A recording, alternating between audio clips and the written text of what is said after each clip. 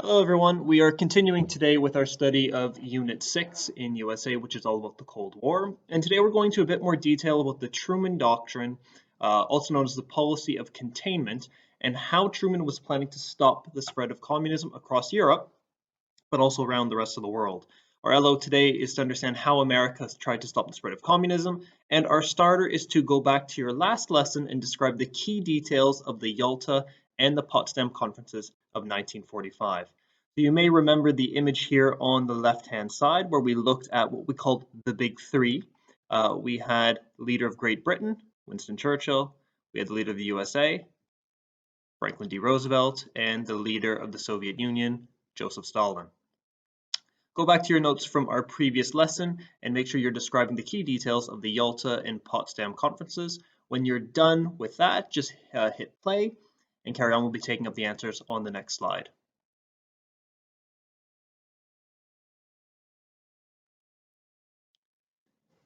So Yalta and Potsdam. Yalta Conference, we remember, is February of 1945. We had the Big Three, Winston Churchill, Joseph Stalin, and Franklin D. Roosevelt, who we saw on the previous slide. These three leaders demanded Germany's unconditional surrender, and that means that Germany has to give up fighting World War II, but has no say in the consequences. This will mean that Churchill, Stalin, and Roosevelt get to make up all the rules when the war is over. The three leaders knew that they were going to win at this point, and they decided to start making plans for what a post-war world would look like. There was no sense in winning the war and not having a solid plan in place as to how you're going to deal with a defeated Germany. Stalin also agreed to enter in the Asian War against Japan, which was very important in bringing the whole Second World War to an end. The Potsdam Conferences. This was in July till August of 1945, and this was the last meeting of the Second World War held by the Big Three. These leaders arrived at various agreements on the German economy, punishment for war criminals, land boundaries, as well as reparations, and talks primarily focused on how Europe after the war will be managed and run by the Allies.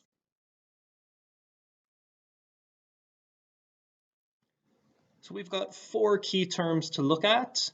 Some of these will be quite familiar to us, so if you'd like to go ahead and pause the video now, finish off your four key terms, and hit play just to take them up and make sure you have them in the right order.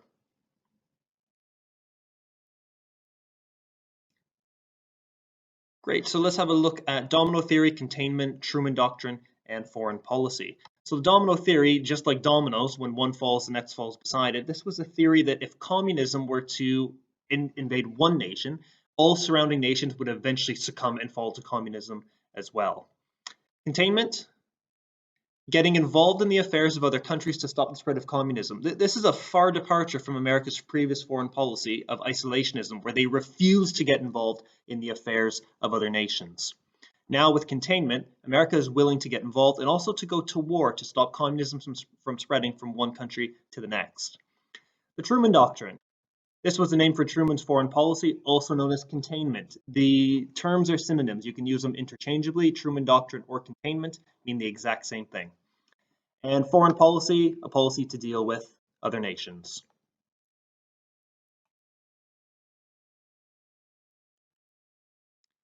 Having just looked at our key terms, we've got a couple other, not really key terms, but a few other things for us to look at here. So we have the policy of containment. And we have to remember what the USA is scared of, the issues they're facing in the 1950s, and also to remember the word contain. Now, containment specifically says that communism is allowed to exist. It's not allowed to spread. If it starts spreading, the USA will use force to contain communism in one spot. And the previous word we looked at was the Iron Curtain, which you can actually see just circled in yellow here. So this is an imaginary barrier. There wasn't actually a wall built that was an Iron Curtain, but this was the barrier which separated the Soviets, which are here on the right-hand side, from the capitalists, which are here on the left-hand side. And this became a very famous term after Winston Churchill said, an Iron Curtain has descended across Europe, and we can see it literally divides Europe in two. Domino theory has very little to do with dominoes, and even less to do with pizza. Instead, it deals with the spread of communism throughout the world. It was said that if one nation adopted communism, so too would nearby nations, one after the other after the other. While he never trademarked the term domino theory, President Dwight D. Eisenhower was the first person to use the analogy during a 1954 news conference. In a time when communism was seen in much of the West as an immense evil, the idea of country after country falling to the communists was terrifying to many Americans. Most fears centered around Southeast Asian countries like Vietnam, and domino theory provided a convenient reason for the United States to get involved in police actions in the region to prevent the spread of communism. Although maybe it'd be better if we solved our problems over a real game of dominoes instead.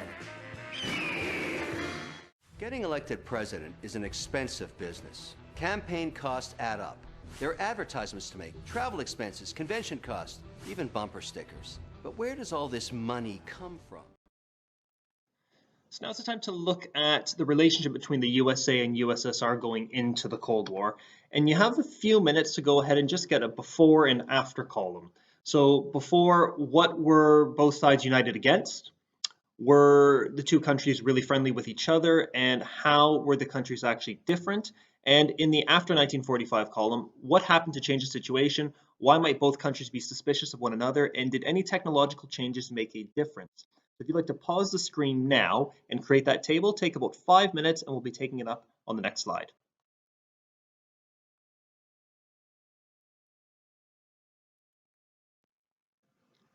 Great, so we've had an opportunity to make our tables. Now we're going to take up some rough answers for them. Before 1945, what were both sides united against? Well, we know they were both united against fighting a common enemy as Germany. We remember the saying, my enemy's enemy is my friend. So in this case, the USA and USSR, even though they hate each other, they're still going to work together to defeat Germany. Were the two countries really all that friendly? Well, not really. They both agreed to work together to defeat the Nazis, and once the Nazis were out of the picture, these two countries are going to see how different they are. And they're different because the USA was capitalist and the USSR was communist. Now, what happened to change the situation after 1945? Well, Germany was defeated, so there's no more common enemy. More importantly, though, it was the atomic bomb being kept a secret by the Americans. And Joseph Stalin from the USSR figured that as an ally of the USA, he would be privy to the information that they were developing a nuclear bomb, so he could also develop one for himself and use it together as allies. The USA, not trusting the Soviet Union, decided to keep this a secret to stop them from getting the technology as well. Why might they be suspicious? Well, they have opposing ideas on how each side wanted to run the world, and they both wanted more influence across Europe and the wider world. And lastly, how did technological changes make a difference? It's the atomic bomb. This was the first time in human history that an entire city could be destroyed with one explosive device. And both sides knew how much power a country could have if they possessed this kind of technology.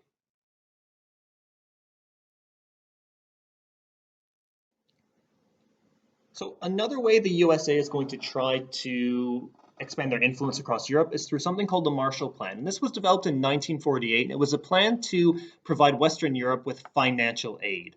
The USA gave approximately $12 billion, so in terms of current money, it's about $120 billion in economic support to help rebuild Western European economies after the end of World War II. And these Western European economies were places like Latvia, Lithuania, that were kind of on the edge of becoming communists because they were located very close to the Soviet Union and had a lot of Soviet influence in their nations. And the USA decided if we give them a bit of cash, we could kind of influence them to our way of thinking in terms of capitalism.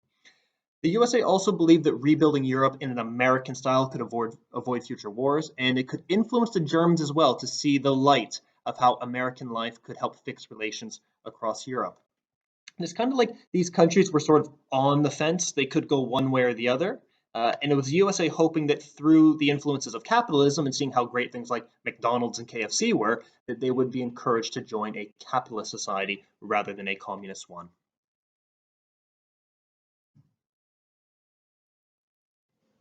So our little summary question for today is to answer why the USA wanted to be in charge of rebuilding Europe. It's a very expensive process. Why did America want to take all that control? So if you'd like to go ahead and just pause the video and we'll take the answers up in just a moment. So in your answer, think of what the USA wanted to control in Europe and the potential benefits to doing so. So go ahead, pause the video now, write a few key points down, and we'll take it up momentarily. Great, so you've had a chance to get a few ideas on paper. So some of the reasons why the USA would want to be in charge of rebuilding Europe, they were a superpower and they wanted to control other countries. Money could be made through investment while these nations rebuild. So a lot of USA engineering firms, building firms, they would go over to Europe and make a lot of profits in rebuilding these countries. The USA wanted Europe to become capitalist, and this was mainly for trade, but also for political relations.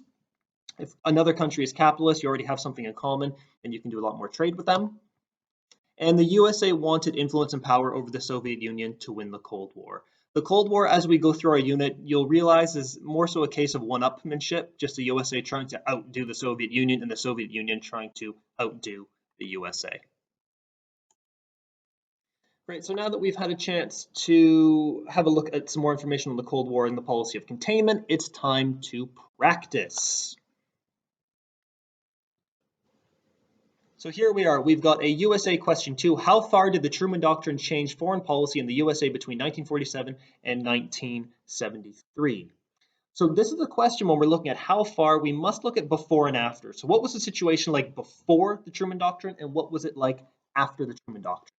We have to know what the Truman Doctrine is also known as. We can use a synonym to show the examiners we have very detailed knowledge about the key features set in the question. We need to know the policy name and details as well, and any context for the years 1947 up till 1973. So if you'd like to pause the video, write your question down, and start these quick notes. Now, writing before and after isn't enough. We have to actually write down the policies before and after, what the Truman Doctrine was known as, and so on. If you'd like to pause the video now, do your quick notes, and when you're ready, hit play again.